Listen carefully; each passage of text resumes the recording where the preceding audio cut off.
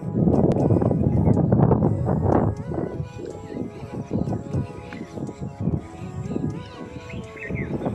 life, everyday, late at night, not okay.